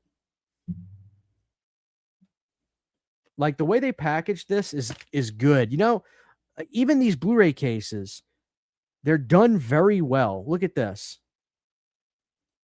I'm gonna do a video about good physical media packaging and crap against crappy ones. The way they package these is done very, very well. These Blu-ray cases are made with quality, and they're very, very nice. And the way they're housed, just as well, is magnificent. It's absolutely magnificent. Look how this is so well done in a nice box. And look at this. This set, again, you can get the set at Walmart. So they put the final season on this, the final like episodes, the season episode right here on this disc. But what's cool is it even comes with a collector's book. Like that's nice. That's classic physical media right there. Yeah, I love this show. So the cool thing about you guys got me fucking like wanting to watch this show so bad now. Come on, focus. Look at me. Focus on me. All right, there we go. The cool thing about Supernatural, guys, is especially in the first couple seasons, like 2 or 3 seasons, there are like classic 2000s horror episodes like Killer Clowns and stuff, and it's phenomenal. This is how you package a box set to a T. I would argue that this box set is perfect. Like this is exactly how you do it. Would you guys agree? Can I get thumbs up in the chat if y'all agree that this is absolutely the best way to package a box set? Every DVD case is done so well. I remember when I got this, I was actually surprised that, you know, they do such a shitty job with DVD packaging on Blu-ray and TV sets that when you actually see it done well, where these cases are built very sturdy, it's surprising. It is crisp. It's very crisp. So this is the American box set. So let me put the lid on that. Now I have a UK one. Now some of you watching, I don't know if y'all are from the UK, but this one is seasons 1 through 10, and it's actually region free. Yes, if you have, okay, good question. And I want people to absolutely feel incentivized to do super chats. Like nobody ever has to. Of course, the money goes right back into the channel, but I want you guys to feel incentivized to do it. That's why I like playing the funny clips of Brandon. But I do think I need some new material. So if you have new material for me, please DM me on Instagram, DM me on Instagram or Facebook, and send me the clip, and I will have fun with it. Why do I have 2, Moth? Because I got this. Okay, great question. So, guys, listen, there's a store called not Sam Goody. There's a store called Second and Charles that I lost. I used to have one right next to me. And I used to have this amazing store next to me that sold vintage physical media and stuff like that. And I loved it. And they would throw sales on stuff that they just wanted to get rid of really fast. I hate that I'm not in focus. Let me turn this off. So they would have sales on stuff all the time. And they put this on sale for $40. And it just kept staring at me when I would go in there. And I ended up getting it. This is, now let me put the auto back on. This is the UK region free. It plays perfectly fine. Supernatural box set overseas. Seasons 1 through 10. And that's the reason I bought this. I got this for $40, and I was like, okay, for 40 bucks, this does not sell a TV show. Look at these dorks in these suits. You know, this sells a TV show. You got two fucking badass dudes right there. Then you got this right there. But listen, this is a horror TV show. I want to make that abundantly clear. This is a horror, heaven and hell, demons, ghosts TV show. Now let's see what the packaging is like on this one. Both of them have tops that slide right off. They're hard boxes too. A little ASMR for you guys.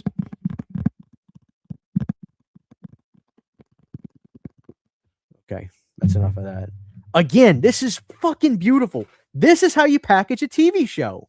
Granted, this is 10 seasons and not, what is this one? 20 seasons, the whole show. This is how you package a TV show. Look how beautiful that is. Every disc in here is perfect too. I looked at it. And listen, you hear that? None of them are moving around. That's what I'm going to do a video about good packaging, because you need to support just the shows that do it like this. So here it is. Supernatural season 1. And the UK art, I always liked a little bit more that they did. So. Oh, there you go. One friend of mine has the Blu-ray set. I swear, this just makes me love this show even more that it got good box sets. So. Yeah, so that's 1 through 10. Interestingly enough, you can see something odd, though. Let me see if it'll focus. This one case right here is an arrow style case. The rest of these are kind of curved, but this one right here is an arrow style case. I don't know why, but you can see it. It looks like an arrow Blu-ray case. I got the Seinfeld box set. So this is season 3. 1, 2, okay. And I think they wanted 50 for it, but you see it's got a little bit of a dent right there. Right there in the corner. So I think I was like, hey, can you knock some money off of that? So that's why I bought this. I didn't need it, but for 40 bucks, I was like, yeah, I'll pick up the Supernatural box set. All right, so I'll tell you guys this. If you haven't seen the show, and if DVD is fine for you, you can go to Walmart and get this box set that looks identical to this. It's just the DVD version. You can get this box set at Walmart right now. They still have the Supernatural box set. So I will look at one more box set. Let me go grab.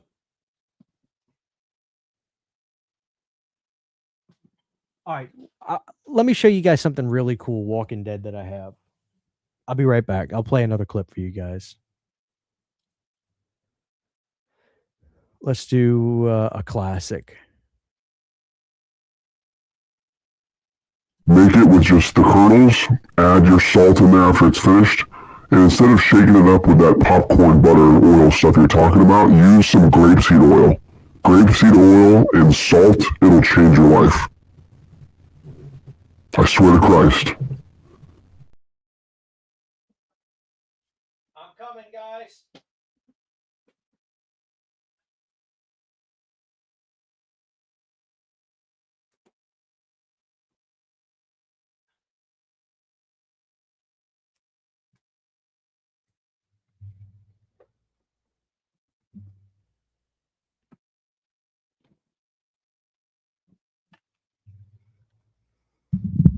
All right, guys. Oh, I can't wait to get my new desk in here. This desk is so terrible. God, I hate it. I went to band practice today. My guitar player, he built a studio for us to like practice in and record all of our stuff while we're practicing. And he had this beautiful desk. I mean, this desk was just beautiful. Thank you so much, Joe. Most Bitchin' Horror Channel. God bless you for that. Anthony with a $4.99. Let's give you a good clip. I appreciate the super chat. God bless you. Let's give you a good one. You deserve this one. It's always been Creepshow 2. One that we have is great value. So Creepshow 2 also to me just feels like that perfect 80s time capsule. You know what I mean? Like with the Firebird and the second sequence and all that stuff. one that we have is a great value, so it's a Walmart brand. It'll flip your lunch tray.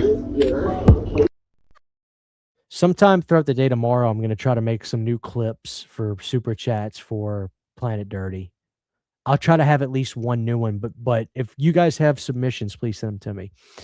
Really quick, before I get to your Super Chat, thank you so much, Joe. I appreciate that. I hope you keep watching, man. God bless you. And Anthony, God bless you as well. Can't wait to get those new candles in, man. Also, do you like the Hannibal series? I've seen very little of the Hannibal series, and thank you for supporting You Need a Candles. I appreciate that. I still don't think you've topped the Creep Show. I was a crazy edit. I was drunk when I edited that too, so my I have not watched a whole lot of the Hannibal series, to be honest with you. So I've heard good things. I think Mancini was a part of that. All right, guys, so let me show y'all something. Let's see if this set is as good. This is the the Walking Dead collection. Y'all see that? This is the Walking Dead collection, which is there. Okay, so they have a DVD version of this box set, guys. What kind of pisses me off is the DVD box set has better art than this. Do you guys know what I'm talking about? It's a white box set. It's got better art than this. It does. Like the DVD artwork is just, I like it better. Although that's pretty wicked. I can't even lie. All right, so this is how they packaged this one. So I don't know if I'm in love with this, to be honest with you. I see this is kind of a nightmare. I can't even lie. Like, this is so delicate. It's not horrible, but oh my God. Like, look at that. Like, this is so delicate. That's the only downside about this. Now, do they have more discs to do than Supernatural? Actually, you know what? I don't know.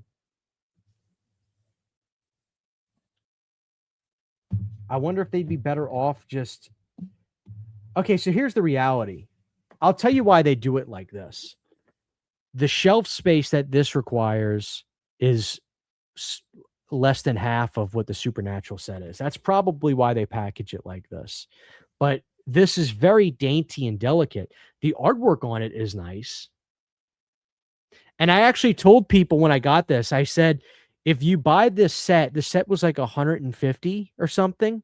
I sold my digital code of the set because it's Blu-ray plus digital. I sold my digital code for 65 bucks. Think about that. I sold the digital code for 65 bucks. So this set cost me shy of 100. You know what I'm saying? That's a thing I got to tell people. It's like, consider selling your digital codes. There's always a market out there. But this is what I really loved about The Walking Dead was when they did stuff like this. This is my favorite one, the fish tank. The fish tank is amazing. Do you guys remember this? Isn't that something else? Look at this. Look at the zombie heads in that.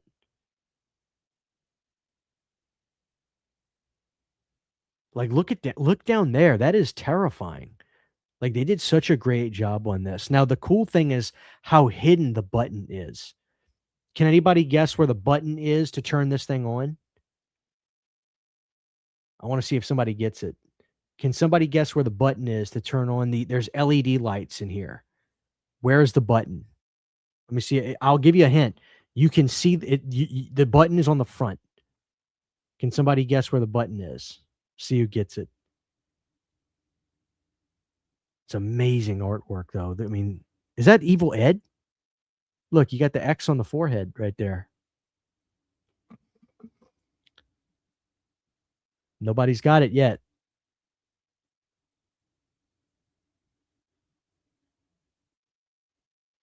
Oh, somebody got it. Right here. You see the letter 3? Watch this. You can hear it.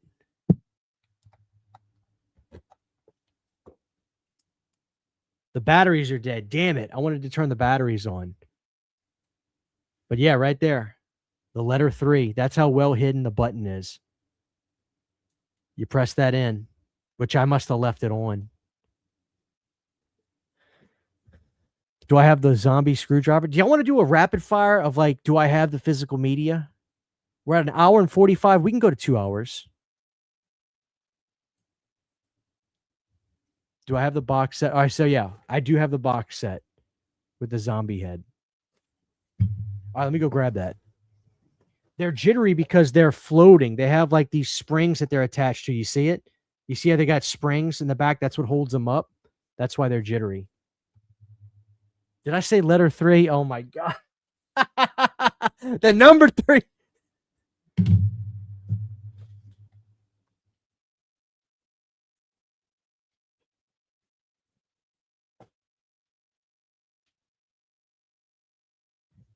What box set do y'all want to see?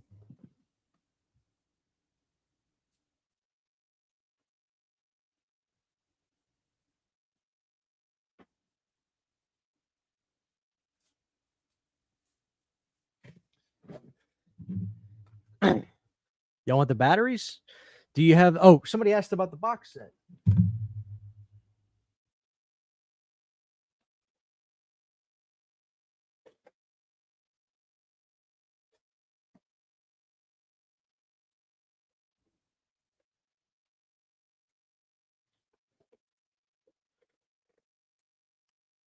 All right.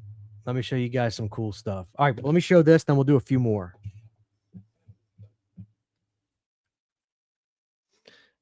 All your TCM sets, Ben, chill out. All right, here's the screwdriver.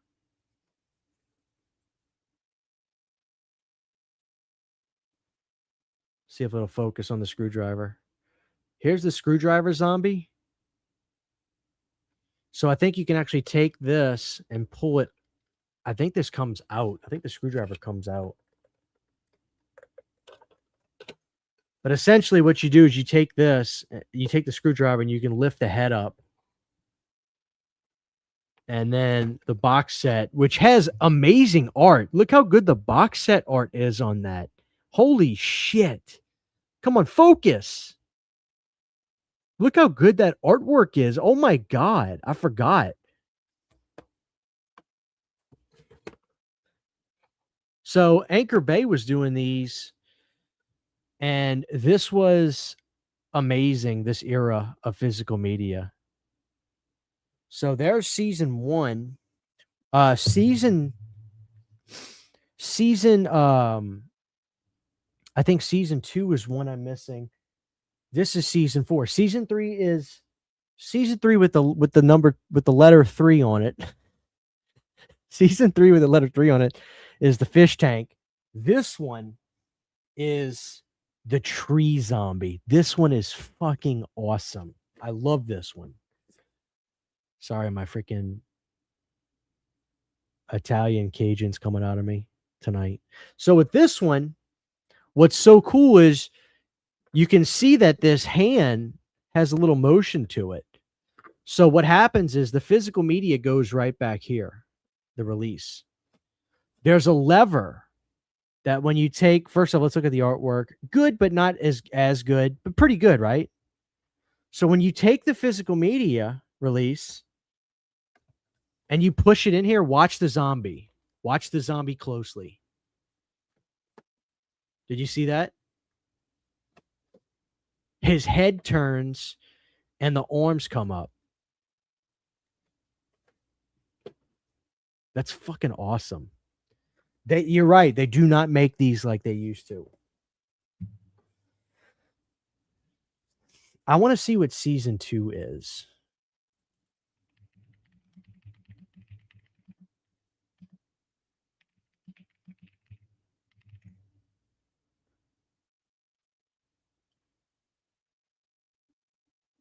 Oh, season 2 is, I'm sorry, season 2 is this one. This is season 2. So what is season 1? Did they do something special for season 1?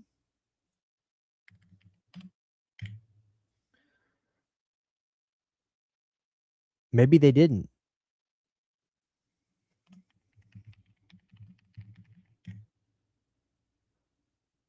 Season 1, it looks like they just kind of have like a don't open the door thing.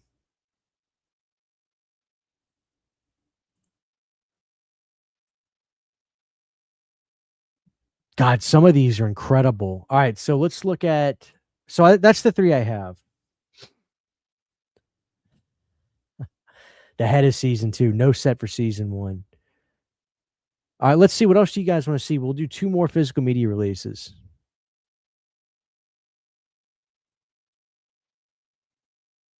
What do y'all want to look at? Like, pick something cool. Like, in all seriousness, I could pull out the chainsaw, but like, I'm not saying I can't laugh at myself, but I mean, come on, is there anything else you guys want me to pick up? Anything vintage that you want me to see? You know, the video I just did today is on the 15 disc set for Halloween. I did a video on that today, so you can check out that video. Puppet Master. Let's do Puppet Master. Y'all want to see the trunk? Let me put these up.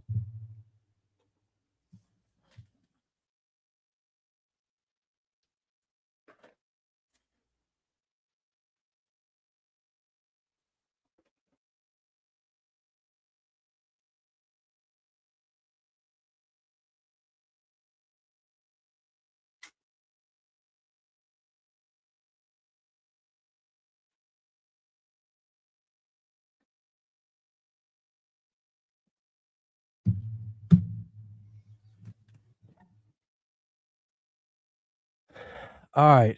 Subspecies coffin set. That's a good one. All right. So I'll be semi brief. That way we can get through these. This is the Puppet Master trunk, which will be on sale again very soon for the 4th of July sale, if not already.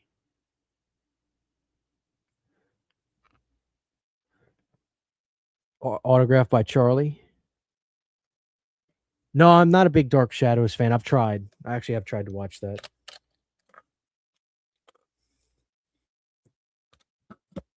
Real hinges, by the way, on this thing. Real actual little hinges and locks.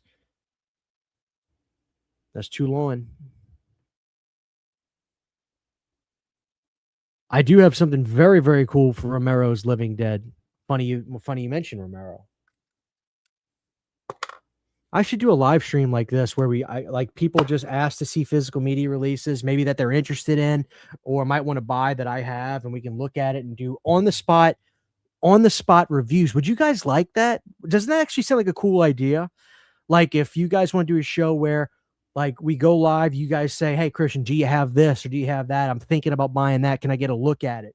And we do an on the spot like review of certain physical media releases and check stuff out together. I actually think that sounds like a great fucking idea. And believe me, I don't want to do a thing. It's not like I just want to be like, "Ooh, look at this." Like I really want to help you. Because if I might actually say, "Listen, you might not want this because, blah, blah, X, Y, or Z. This has a problem here, there." But this I highly recommend. This is worth $200. This is absolutely worth $200. You guys like the idea? Do me a favor. If you have not liked the stream yet, drop a like. And guess what? Sunday night will be episode 1 of On the Spot with CHH. All right, let me put this up. And then what do you guys want to see? I actually have a Masters of Horror set. I don't have season 2. Book of the Dead. I don't have Book of the Deads. I know I'm already running out of room. You're right. I do have something cool for Romero. Let's pull that out. Any cool media book sets? That's okay. Let's do Romero and let's do media books. Let's do that. And then we'll see if we have time for something else after that. All right, be right back.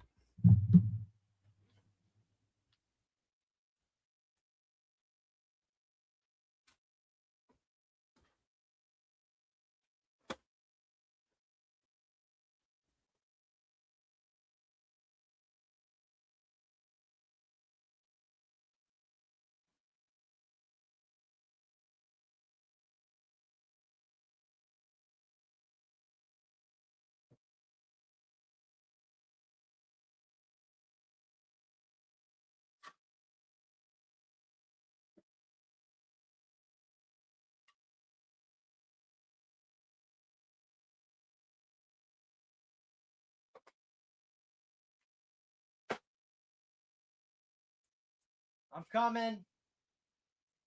I'm grabbing some media books, guys.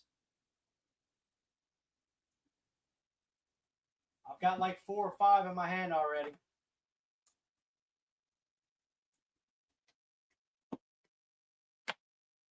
All right, go.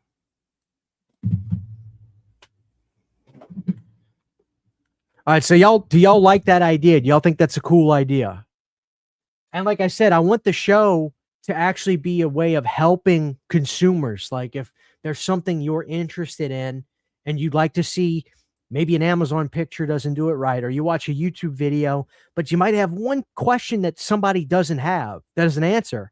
You can get it answered right on the spot. All right, so let's do the Romero set first. This is the German box set of Night of the Living Dead. This is the best release of Night of the Living Dead on planet Earth, which I got from Orbit DVD for about $60.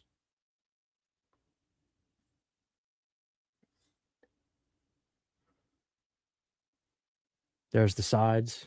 There's the back.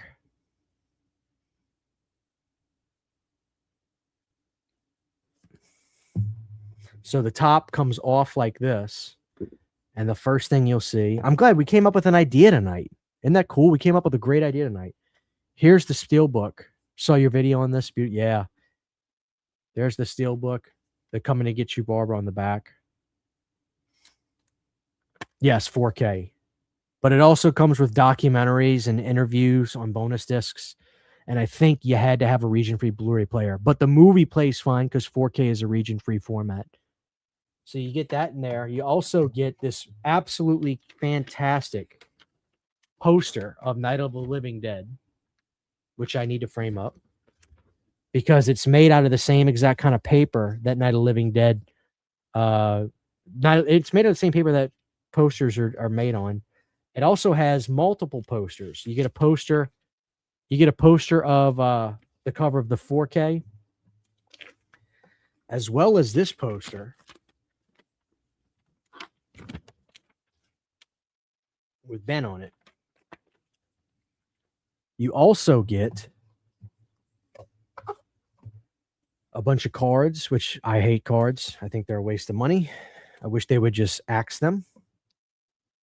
And this cool booklet. I believe it's the exact same Criterion release in terms of the restoration. It's the exact same thing, which is a good thing because it looks phenomenal.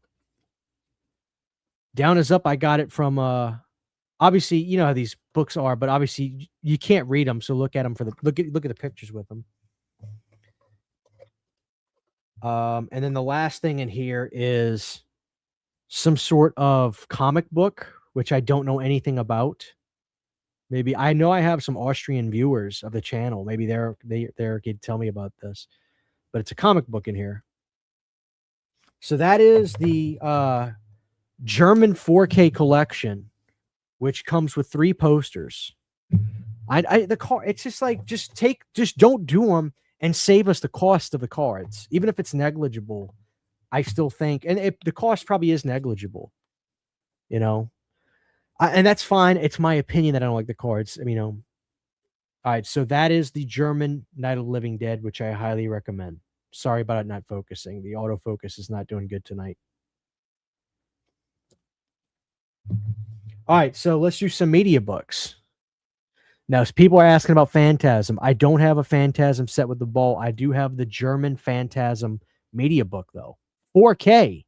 A lot of people don't realize that Phantasm came out on 4K. This is a 4K release of Phantasm that I think is still readily available on sites like Diabolic DVD and Orbit DVD. This is a 4K release. I bet y'all didn't know that.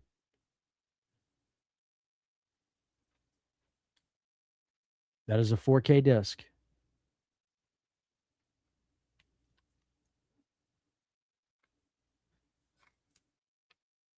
Yeah, Germany loves media books. Now, I believe you had to have a region-free Blu-ray player to play the bonus materials. But this is a 4K disc, which plays perfectly fine in any 4K player, because just to reiterate, 4K is region-free. This looked good. It's not a huge upgrade over the Blu-ray, but you got to remember the Blu-ray is a complete 4K restoration from the negative already. So this, I think, is a 4K using the same elements in a roundabout way. I don't exactly understand all the hoopla on how that's done, but you know, this is a full 4K UHD disc, and it looks good. It looks really good. But so does the Blu-ray. Are y'all gonna laugh? I'm not gonna show these if y'all gonna laugh at me. Leatherface. Somebody's asking about Day of the Dead. I will do a video tomorrow and acknowledge my thoughts on that. I have to admit, I see 1,000 angers in here. I have to admit, I was not aware about the audio issue. Now that I know, I do agree that they should fix that and send out a replacement disc. Will they? Absolutely not. But I'll do a video about that because I did not acknowledge that in my video. All right, so this is Leatherface 2017 media book, uncut 4K. The reason I got this is because I thought it would be funny. If I'm being dead honest with you. The cool thing about the book, even though I can't read it, is they talk about every Texas Chainsaw Massacre film to that point. I'm not a huge fan of this movie, but the steelbook, I mean, the media book is cool. Yeah, Germany loves media books. I wish we did too. Somebody was asking about The Sadness. This is one of the nastiest horror films ever made. This is basically an Asian Evil Dead, except really mean. This movie is fucked up. This movie is super messed up. Incredible film, quite frankly. If you haven't seen The Sadness, you need to watch it. This movie is absolutely amazing. This was put out by, was this Turbine? Guys, I don't know who put this out. I'm really sorry. Cape Light? Type in, somebody, you have to Google this later. Just, this is maybe a Cape Light 4K. I'm not sure. And then last but not least, for the media books, we have Jason Takes Manhattan. What do y'all think about that? With the I Love New York on the front. Come on, center, focus. I'm sorry, guys. I'm going to manually do this. There you go. Now you guys can see it perfectly fine. Now, Germany loves Friday the 13th. They love this series. They sell out of this series every time they do it. I think this is 84 Entertainment. They do a great job. They never screw around with any AI upscaling crap, as far as I know. But they love Friday the 13th. I promise you they do. The books are really cool. Again, obviously you can't read them, but media books are a lost art in America. They're not done at all. The last time we got a media book was actually Chain Reactions, the Texas Chainsaw doc, which wasn't bad, by the way, that release. Why don't we get that stuff down as up? Because in Germany, physical media is still a very strong asset. The beauty is places like Diabolic Orbit, Valoria Video, Atomic Video, and others, they want you to be able to get that stuff. So they do a lot of cool stuff.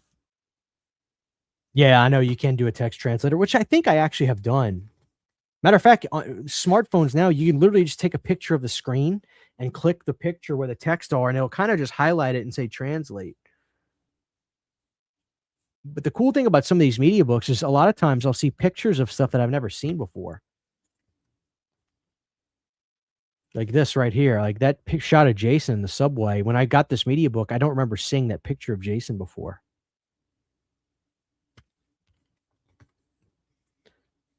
And so they do something funny here. The front page of the media book is Jason's hockey mask. And the back page, it's the inside of his hockey mask. And there's the disc art, which is honestly fantastic. Let me see what's behind it. Look at that. In case of fire. So, all right, guys, that was really fun. Like I said, if y'all want to do, we're going to do this. Let's do this again. Let's do an episode where we get together.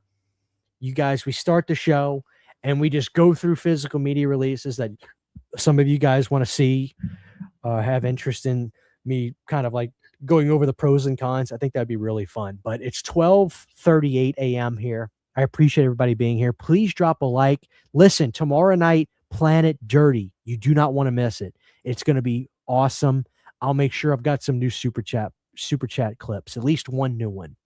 So see you guys tomorrow night. Don't miss it. Planet Dirty. Pizzow will be helping judge Brandon's Italian horror movie list. It's going to be a riot. I can't wait. So God bless you guys. Have a great evening, and we'll talk tomorrow. And tomorrow's video, I will address Day of the Dead and Scream Factory. I will address it. So there we go. God bless you guys. Have a great night. I'll talk to y'all tomorrow.